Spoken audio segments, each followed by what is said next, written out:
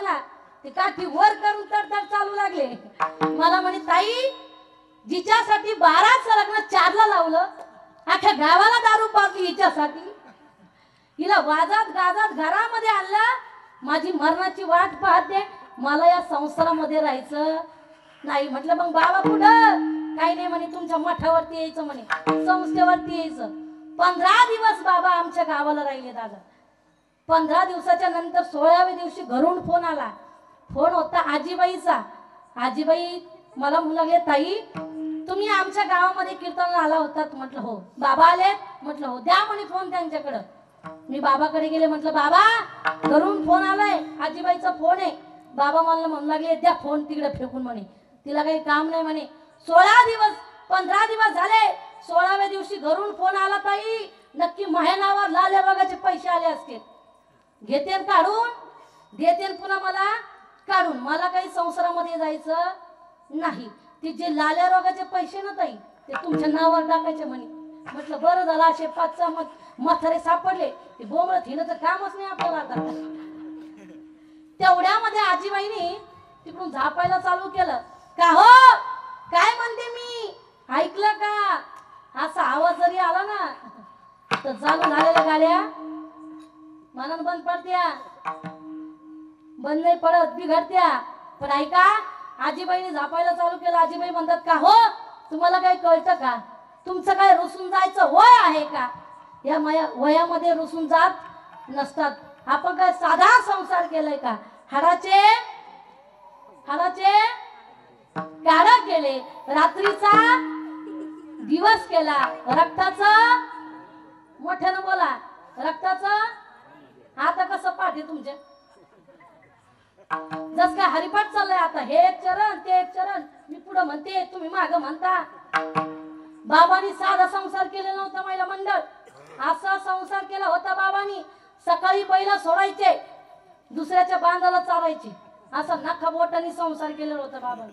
घरातला लाईट काढायचे मंदिरातला लावायचे. इतका असा संसार केला होता बाबांनी. आजीबाई म्हणतात का हो तुम्हाला काही कळतं का? हे काय वय आहे का तुमचं रुसून जायचं? गावामध्ये महाराज लोक येतच असतात मग त्यांचं काय ऐकतच असतात का? नाही ना. 1,00,000-2 लाख रुपये गोळा करायचे महाराज लोकांच्या मनान माड्यावर घालायचे.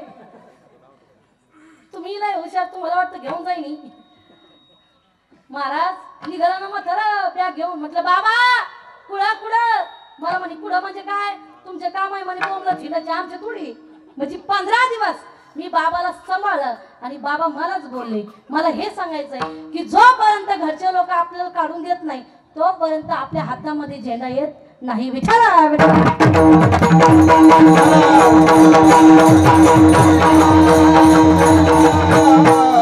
मला सांगायचंय तुकोबाया म्हणतात सदा नाम घोष करू हरी कथा तेने सदा चित्ता समाधान. बाबांनो हे शरीर पुन्हा नाहीये आता मिळालंय. कशा करता?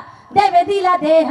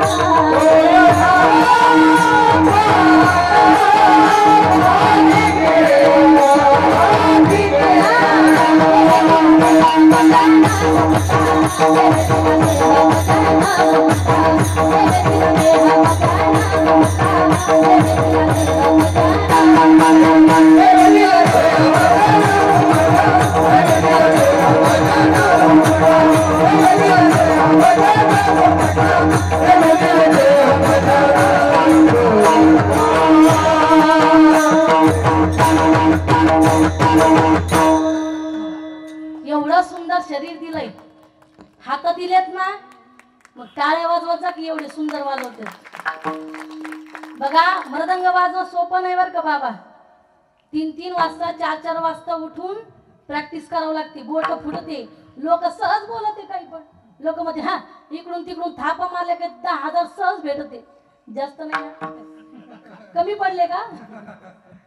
लोक काय म्हणतात, इकडून इकडून थापा मारला की 15,000 सहज भेटते. तू वाजून पाय ना जरा कसे बोट फुटत येत कळत. मृदंग वाजणं, गायन करणं, कीर्तन करणं सोपं नाहीये. लोकांना वाटतं मायकामध्ये बोलणं म्हणजे सोपं आहे. नाशिक भागाला कीर्तन होतं दादा. आभार व्यक्त करण्याकरता एक व्यक्ती समोर आला आणि म्हणू लागला, एवढ्या दुरून अंबडवरून ताई आपल्या गावाला कीर्तना करता आल्या, म्हणून सगळ्यांनी मिळून त्यांना श्रद्धांजली वाहू. म्हणलं बाबा मी जिवंत आहे. म्हणजे असं मला सांगायचंय, मायकामध्ये बोलणं सोपं नाही. उद्याची पंगत म्हणायच्या आधी गंमत होती. विठ्ठल